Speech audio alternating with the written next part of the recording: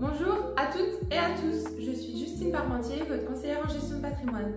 Aujourd'hui, je vous propose une analyse synthétique des marchés financiers à mi-mai 2025.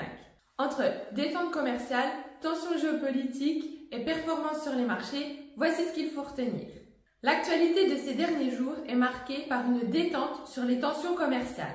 Le Royaume-Uni et les États-Unis viennent de signer un accord réduisant les droits de douane sur l'acier, l'aluminium et l'automobile. Mais surtout, les États-Unis et la Chine ont ouvert un dialogue à Genève. Après 2 jours de négociations, les deux puissances annoncent des progrès substantiels et surtout un programme de suivi. Même si aucun détail n'a filtré sur ces droits de douane, les marchés saluent cet apaisement de manière positive.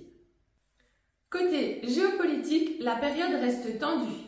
Conflit entre l'Inde et le Pakistan après un attentat à Cachemire, mais aussi trêve et ouverture des discussions entre la Russie et l'Ukraine en Turquie, et des pourparlers entre les États-Unis et l'Iran sur le nucléaire. Malgré tout, des signes d'apaisement apparaissent, ce qui rassure les investisseurs. Sur le plan macroéconomique, en zone euro, la croissance surprend. Plus 0,4% au premier trimestre avec une croissance qui ralentit à 2,2%. En France, la croissance est plus modeste, plus 0,1%, freinée par la consommation des ménages. Aux États-Unis, la situation est plus fragile. Contraction du PIB de moins 0,3% au premier trimestre.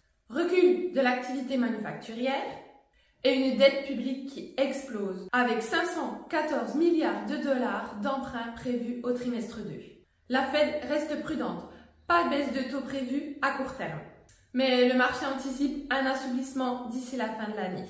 Les marchés financiers réagissent positivement à ces signaux.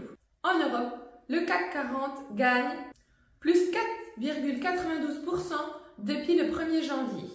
L'Eurostoxx 50 plus 8,45%.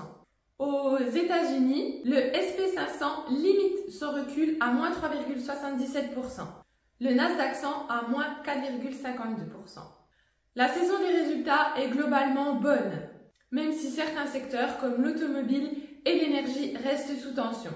Sur les matières premières, le pétrole est soutenu par la détente USA-Chine avec un Brent à 63,70 $. L'or, valeur refuge, continue de progresser dans ce contexte.